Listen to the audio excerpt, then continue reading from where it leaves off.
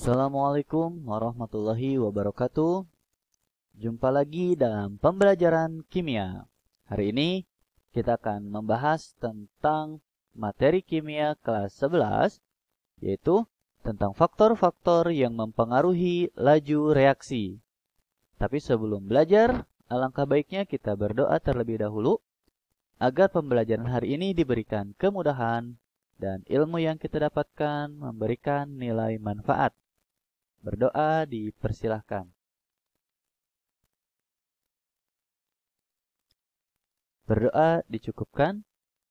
Nah, sebelum kita membahas satu persatu tentang faktor-faktor yang mempengaruhi laju reaksi, sebelumnya kita harus belajar dulu tentang teori tumbukan.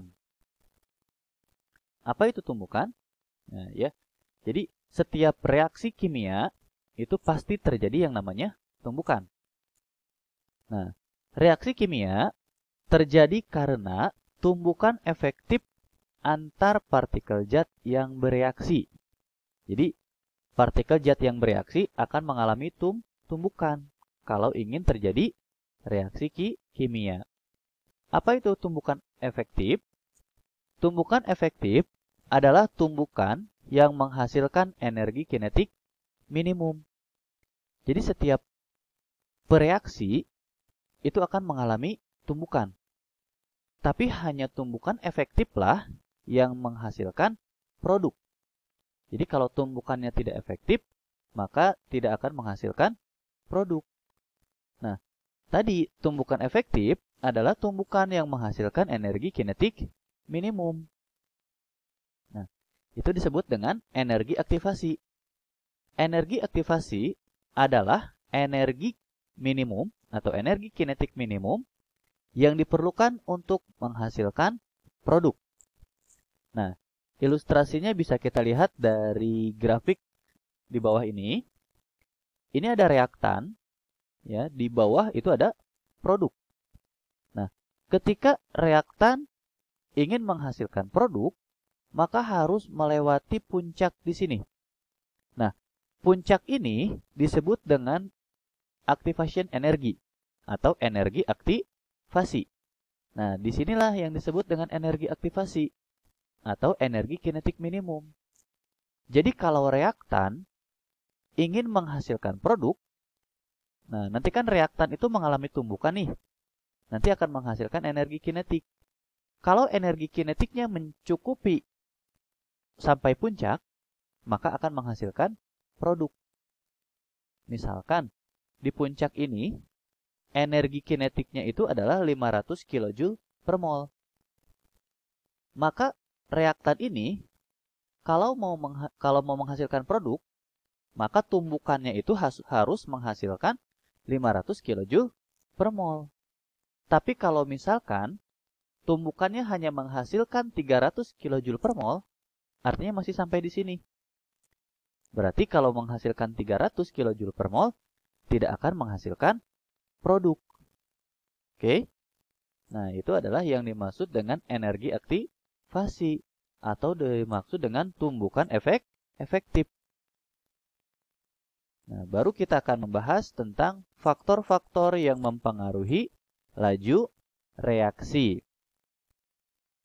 Nah, faktor yang pertama itu adalah konsentrasi. Reaksi akan berlangsung lebih cepat jika konsentrasi zat lebih tinggi. Semakin besar konsentrasi suatu zat, semakin banyak molekul yang bereaksi, sehingga tumbukan antar molekul juga semakin sering terjadi. Artinya, kalau konsentrasinya banyak, berarti kan tumbukannya juga jadi banyak. Kalau tumbukannya banyak, maka untuk menghasilkan energi kinetiknya juga semakin besar. Sehingga untuk menghasilkan energi aktivasinya semakin cepat. Nah, contohnya, reaksi berikut yang berlangsung paling cepat adalah titik-titik. Nah, dari kelima reaksi ini kita cermati satu-satu. Kita lihat yang A sampai E. Semua bentuknya serbuk. Terus terjadi pada suhu 25 derajat Celcius. Bentuknya sama-sama serbuk, suhunya sama-sama 25 derajat Celcius. Nah, yang membedakan di sini adalah konsentrasi. Dari 1 molar sampai 5 molar. Nah, ingat di sini, semakin besar konsentrasi suatu zat, semakin banyak molekul yang bereaksi, sehingga tumbukan antar molekul semakin sering terjadi. Artinya, semakin besar konsentrasi, maka reaksinya juga semakin cepat. Maka, untuk menjawab soal nomor 1 tentang konsentrasi ini, jawabannya adalah yang E. Ya, semakin besar konsentrasinya, laju reaksinya semakin cepat. Nah, faktor yang kedua itu adalah luas permukaan. Nah, di sini suatu reaksi dapat berlangsung jika zat-zat bereaksi saling bertumbukan atau bersentuhan. Jika luas bidang sentuh diperluas, laju reaksi akan berlangsung lebih cepat. Suatu zat dalam bentuk serbuk mempunyai luas bidang sentuh yang lebih luas daripada zat berbentuk padatan. Artinya, yang berbentuk serbuk itu akan semakin cepat laju reaksinya. Karena semakin, kalau bentuknya serbuk, itu akan saling bertumbukannya saling banyak, akan lebih banyak dibandingkan dengan yang berbentuk padatan. Nah, contohnya, reaksi berikut yang berlangsung paling cepat adalah titik-titik. Yang A itu bentuknya serbuk, yang B bentuknya batangan. Ini konsentrasinya sama-sama 1 molar, suhunya sama-sama 25 derajat Celcius. Nah, berarti yang lebih cepat yang mana? Yang pastinya serbuk. Ya, karena yang serbuk itu luas permukaannya lebih luas. Maka jawabannya yang A. Faktor yang ketiga itu adalah katalis. Apa itu katalis? Katalis adalah suatu zat yang berfungsi mempercepat terjadinya reaksi. Tetapi pada akhir reaksi dapat diperoleh kembali. Artinya katalis ini fungsinya hanya mempercepat saja, sedangkan dia tidak ikut bereaksi. Ya, tidak ikut berubah menjadi produk. Fungsi katalis adalah menurunkan energi aktivasi. Sehingga jika ke dalam suatu reaksi ditambahkan katalis, reaksi akan lebih mudah terjadi. Nah, ini ada grafik penurunan energi aktivasi. Nah, di sini ada 2 garis nih. Ada garis merah, ada garis biru. Garis merah itu puncaknya lebih tinggi. Artinya energinya lebih tinggi. Nah, yang sampai puncak itu disebut dengan energi aktivasi. Nah, kalau yang merah di sini tanpa enzim atau tanpa katalis, ya, karena di sini katalisnya menggunakan enzim. Nah, ini sampai atas nih, activation energy without enzyme, artinya energi aktivasi tanpa enzim, ya. Jadi kalau tanpa enzim atau tanpa katalis itu puncaknya tinggi, artinya energi kinetiknya tinggi. Sedangkan yang biru itu dengan enzim atau dengan katalis, puncaknya rendah. Berarti kalau mau menghasilkan produk, lebih cepat ke atas apa lewat bawah? Pastinya lewat bawah. Makanya ketika dengan enzim, laju reaksinya semakin cepat. Jadi reaktannya itu akan semakin cepat berubah menjadi produk kalau dengan katalis. Gitu ya. Jadi katalis itu fungsinya untuk menurunkan energi aktivasi sehingga laju reaksinya semakin cepat. Nah, ini faktor yang ketiga. Sedangkan faktor yang keempat, di sini ada temperatur atau suhu. Apabila suhu dinaikkan, energi gerak atau energi kinetik partikel akan bertambah. sehingga tumbukan lebih sering terjadi. Dengan frekuensi tumbukan efektif yang mampu menghasilkan reaksi juga semakin cepat. Jadi ketika suhu dinaikkan, pergerakan partikelnya itu semakin cepat. Kalau gerakan partikelnya semakin cepat, maka tumbukannya juga akan semakin sering terjadi. Nah, karena tumbukannya sering terjadi, maka energi kinetik yang dihasilkannya juga semakin besar. Sehingga nanti laju reaksinya semakin cepat. Nah, perhitungan laju reaksi berdasarkan suhu menggunakan rumus sebagai berikut. Rumus mencari laju pada peningkatan suhu itu VA sama dengan delta V pangkat. Nah, ini dipangkat ya. TA min T0 per delta T dikali V0. Rumus mencari waktu reaksi pengaruh peningkatan suhu. Kalau ini mencari waktu nih. T kecil A sama dengan 1 per delta Pi TA min T0 per delta T, ini pangkat ya, kali T0. Di mana keterangannya, VA, laju reaksi pada suhu akhir, V0, laju reaksi pada suhu awal, TA, suhu akhir, T0, suhu awal. Nah, nanti bedakan ya, T besar dengan T kecil. Kalau T besar itu suhu, nanti kalau T kecil itu waktu. Ya.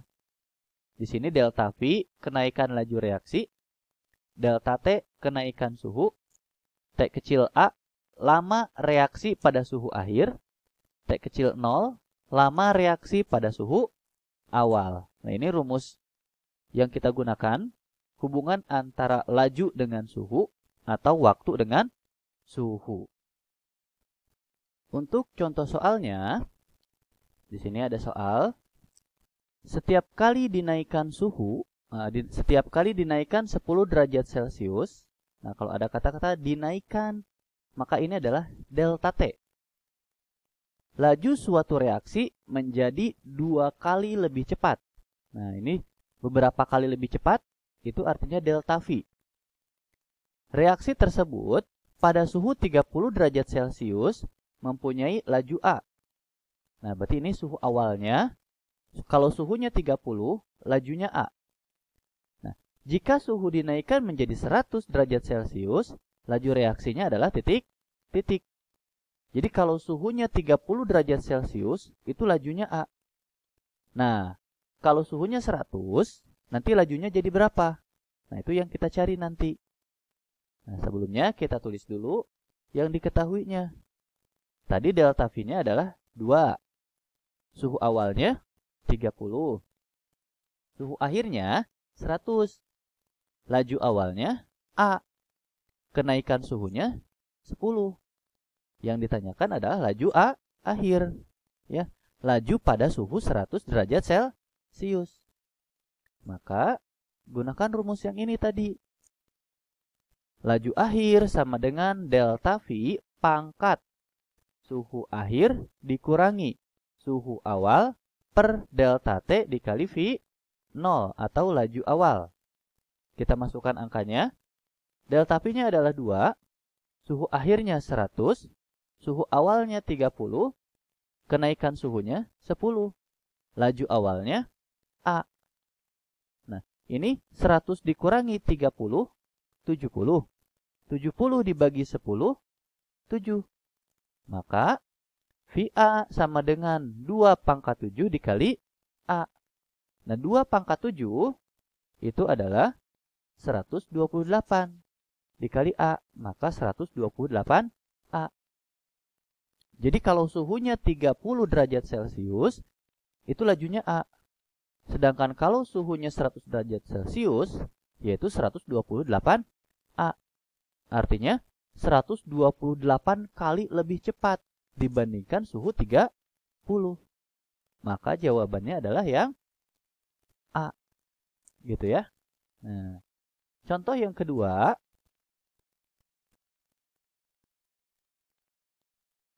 Suatu reaksi berlangsung 3 kali lebih cepat. Nah, tadi Kalau ada kata-kata lebih cepat, berapa kali lebih cepat, itu adalah delta V. Berarti ini delta V-nya. Dari semula, setiap kenaikan suhu 20 derajat Celcius. Nah, kenaikan suhu itu adalah delta T. Jika pada suhu 30 derajat Celcius, reaksi tersebut berlangsung 3 menit. Jadi kalau suhunya 30 derajat Celcius berlangsung selama 3 menit. Nah, pada suhu 70 derajat Celcius, reaksi akan berlangsung selama titik. Jadi kalau suhunya 30 itu 3 menit, kalau suhunya 70 itu berapa menit? Nah, semakin tinggi suhu, laju reaksi kan semakin cepat. Pasti kalau 30 itu 3 menit, maka 70 akan kurang dari 3 menit. Nah, secara teori seperti itu.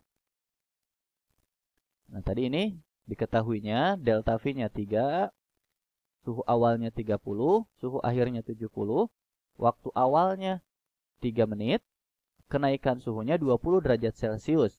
Nah, yang ditanyakan adalah waktu akhirnya berapa? Rumus yang kita gunakan adalah waktu awal sama dengan 1 per delta Pi pangkat suhu akhir dikurangi suhu awal per delta T dikali waktu awal. Nah, kita masukkan angkanya. 1 per delta Pi-nya itu, delta Pi-nya adalah 3, suhu akhirnya 70, suhu awalnya 30, delta T-nya 20, waktu awalnya 3 menit. 70 dikurangi 30 itu adalah 40. 40 dibagi 20 adalah 2. Maka TA sama dengan 1 per 3 pangkat 2 dikali 3. 1 per 3 pangkat 2 itu berapa? 1/9. Maka TA sama dengan 1 per 9 dikali 3 menit. Ini 3 dibagi 9. Maka TA-nya adalah 1/3 menit. Nah, 1/3 menit berarti jawabannya di sini adalah yang A. 1/3 menit. Berarti kalau 1/3 menit itu berapa detik nanti? 60 dikali 1/3. Berarti 20 detik. Nah, ini adalah contoh hubungan antara suhu dengan waktu.